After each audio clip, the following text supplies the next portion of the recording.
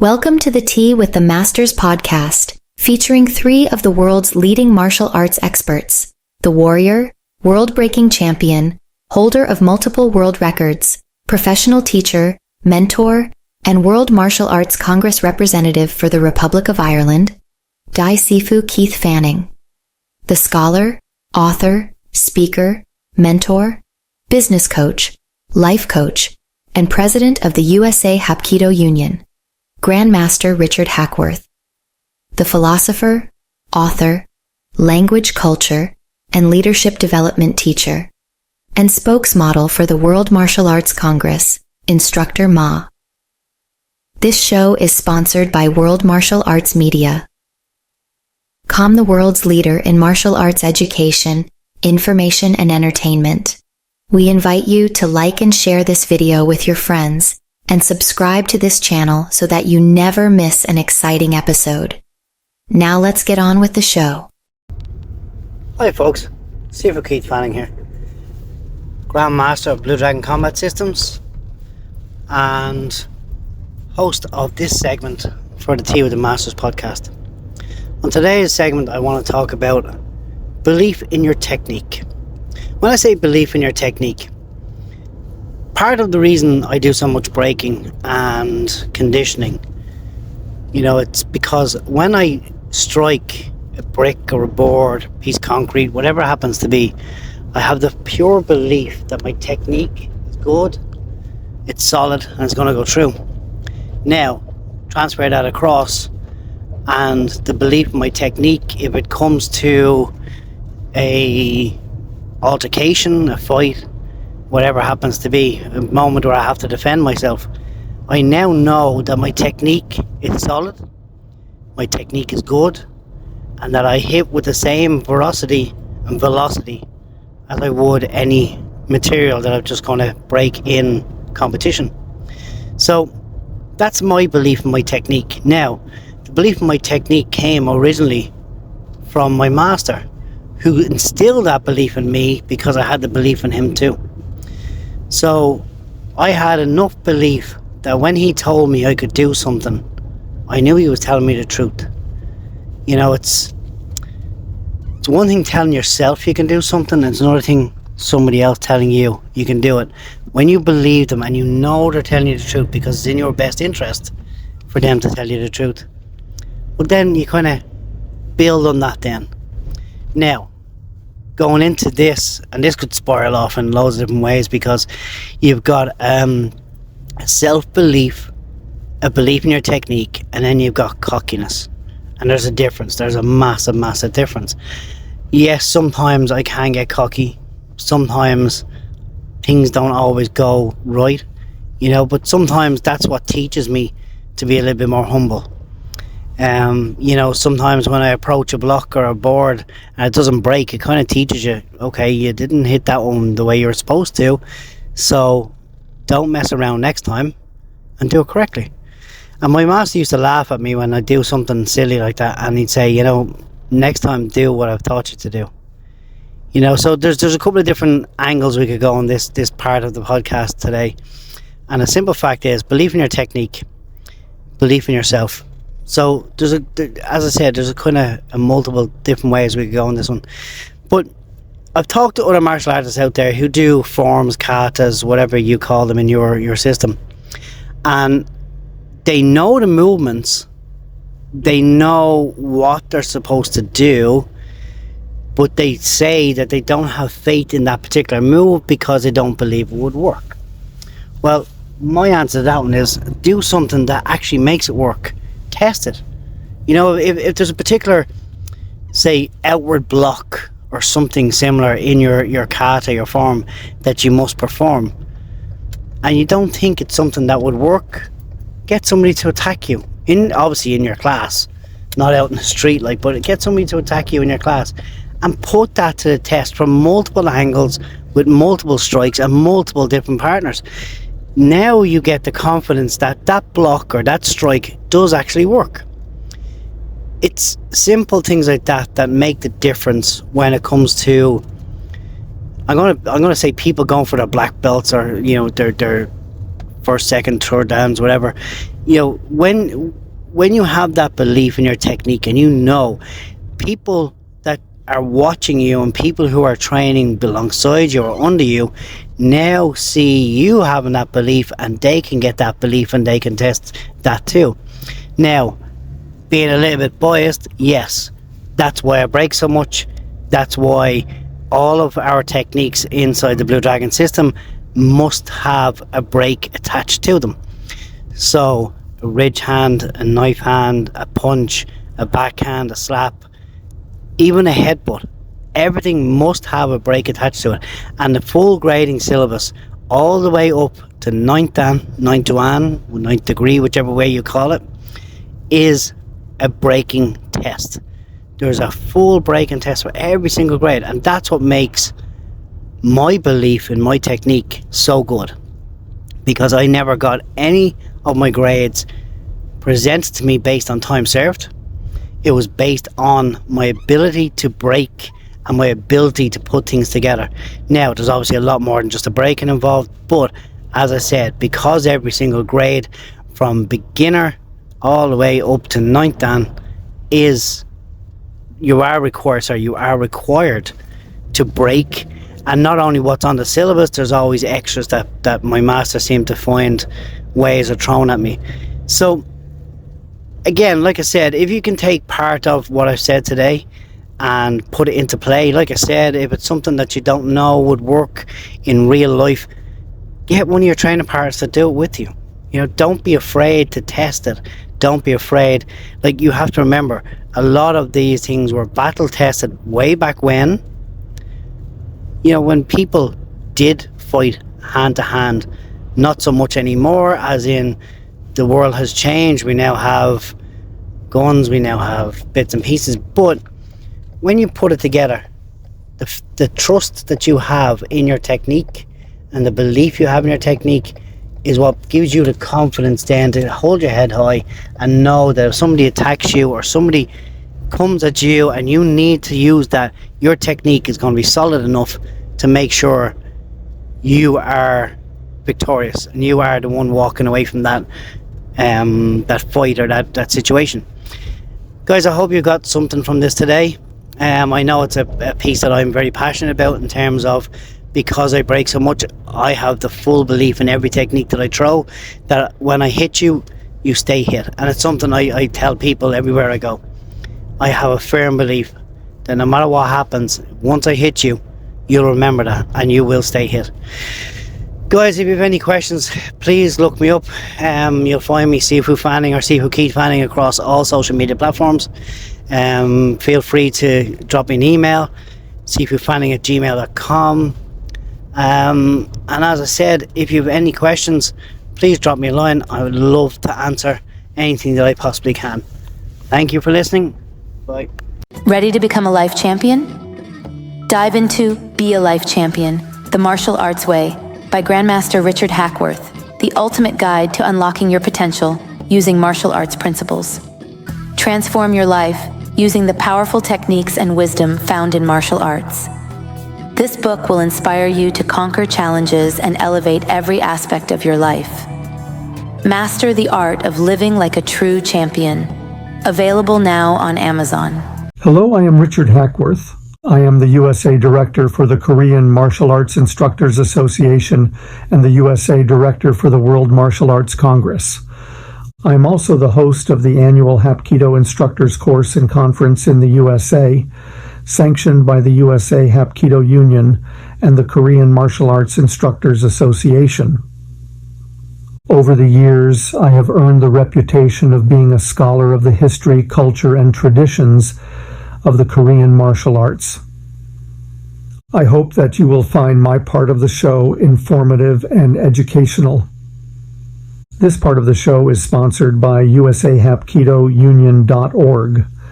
Today I'm talking about preparedness through awareness. What is the importance of being aware of one's situational, environmental, and spatial awareness? All three come into play when approaching a self-defense situation of merely going about one's daily life. When approaching a situation, one must be aware of the number of people that are present. A consideration of the activities that is being undertaken by these people should be taken into consideration. Are their activities possibly detrimental to your well-being, or are they just having fun? Another consideration is, why do you need to be in the area? Could you have achieved the same end results by another means? Another consideration must be the weather conditions. What is the visibility? Are your lines of sight difficult due to rain or fog? Are you on a climate where there is a cause for a limited sight of vision? Is it daytime with the sun shining, or is it cloudy? Is it night with the moon shining, or dark with poor lighting, and only your ability to rely on ambient light to view your surroundings?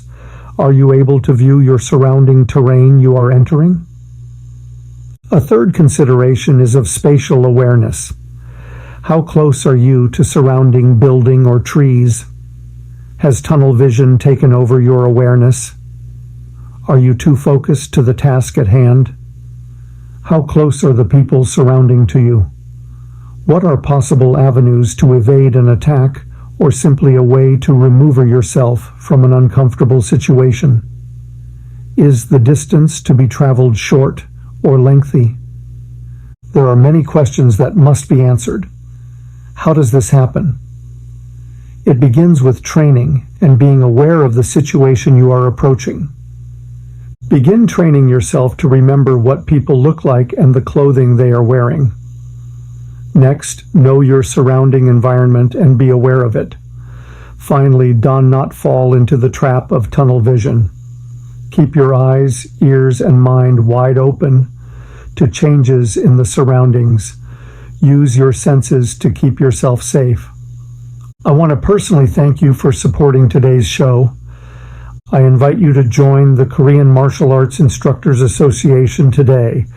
Share your thoughts and experiences in the comments below. Remember, the journey to the heart of Hapkido begins with a single step. Get started today. Don't go away. We will be right back after a word from our sponsors. If you practice Taekwondo, Tang Soo, Hapkido, Judo, or any other Korean martial art, you will find the top experts in the world in our community at facebook.com/groups/Korean martial arts. We invite you to join today. Martial Arts Lifestyle 365, the world's leading martial arts resource. Hello, I am Instructor Ma. I am the World Martial Arts Congress Language, Culture, and Character Development teacher. This portion of the show is sponsored by worldmartialartscongress.cn. While you are here, be sure to subscribe to our channel. Hit the like button and share this video with a friend. It helps more than you know. Now on with the show. An aging master grew tired of his apprentice's complaints. One morning, he sent him to get some salt. When the apprentice returned, the master told him to mix a handful of salt in a glass of water and then drink it. "How does it taste?" the master asked. "Bitter," said the apprentice. The master chuckled and then asked the young man to take the same handful of salt and put it in the lake. The two walked in silence to the nearby lake, and once the apprentice swirled his handful of salt in the water, the old man said, "Now drink from the lake." As the water dripped down the young man's chin, the master asked, "How does it taste?" "Fresh," remarked the apprentice. "Do you taste the salt?" asked the master. "No," said the young man. At this, the master sat beside this serious young man and explained softly, "The pain of life is pure salt, no more, no less. The amount of pain in life remains exactly the same. However, the amount of bitterness we taste depends on the container we put the pain in. So when you are in pain, the only thing you can do is to enlarge your sense of things. Stop being a glass. Become a lake." For more information on joining the World Martial Arts Congress or getting our character development program for your school, please visit our page at www.facebook.com/World Martial Arts Congress. If you got something from this video and I certainly hope that you did. It would mean a lot to me if you liked and commented on this video. Thank you for watching. Hello, this is Richard Hackworth inviting you to visit me and my co-hosts on the World Hapkido News Show, sponsored by worldhapkidonews.com. Be sure to visit our website and check out all the articles and information there, and be sure to subscribe to our YouTube channel, like, comment, and share our shows with your friends. My co-host, Dr. Grandmaster Ronald Stone, is a leading expert in the topics of pragmatic and practical self-defense and martial arts etiquette and courtesies, and he discusses a variety of topics each and every show, along with Instructor Ma, who is our leading expert on philosophy, language, culture, and leadership. So be sure to tune in and share us with your friends. Hello, I'm Grandmaster Ronald Stone, and today I want to discuss how martial arts training helps build strong moral character. Today we are talking about preparedness as a martial artist. Fans of the television show NCIS will recognize Gibbs Rule number 9. Never go anywhere without a knife. From a federal agent's standpoint, it is surely a good idea, but one that works for all of us interested in self-preservation. As martial artists, we train primarily for two reasons. First and foremost, we want to be able to defend ourselves in case of an assault, and secondly, to be able to defend others in need, such as family, friends, or the defenseless. As the son of an Army armaments officer, I have always believed in carrying a firearm to protect myself, but even so, I do have to admit that there are times when it is necessary to defend oneself without benefit of a firearm. Airplanes and courthouses with scanners immediately come to mind.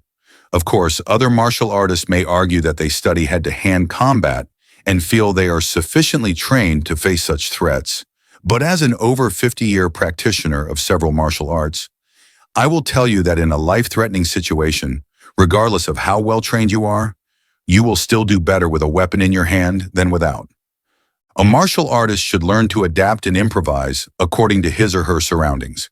When you take the time to look around and study your environment, it is truly amazing the number of items that can be adapted to self-defense. Perhaps we should start with simple clothing. Those who have studied belt or sash defenses in class will quickly realize that a belt makes a good defensive and offensive weapon. It can be used as a whip or if it has a decent buckle on it. A strong striking device. Similarly, it can be used to block attacks or to trap, wrap, or trip an arm or leg, or even to strangle or throw an opponent. Some belt buckles can be found with hidden push blades incorporated into them, but the author is not a fan of illegally concealed weapons. A jacket or loose shirt can be used to wrap your forearm against slashing knife attacks, or can be thrown over an opponent's face to distract or blind them for a moment, hopefully enough time for a counterattack. A baseball-type cap can be used to strike an opponent's hand or to trap a small weapon, and the bill can be swiped across their eyes for added effect. Shoes are particularly useful as well. A partially removed shoe can be kicked upward into the opponent's face for distraction, or it can be removed if there is time and grasped by the defender. A hand covered by a shoe can give good blocking against a bladed weapon, and the heel of the shoe can easily break an opponent's collarbone if used correctly. Of course, this doesn't even cover the damage that can be done to an aggressor's eyes with a stiletto heel of a woman's shoe. Backpacks and briefcases can be useful to block attacks and can be swung as blunt force weapons. Similarly, a woman's strap purse can be used to swing or block, and the strap can be as useful as a belt is. A man's wallet, if heavy enough, can be thrown vertically as a distracting strike. In such a case, it should be directed to the sternum, since a throw to the face is much too easy to dodge or duck. Need a club in a hurry? A rolled-up magazine works just as well. Trust me on this one, as I have been knocked out by one in the past.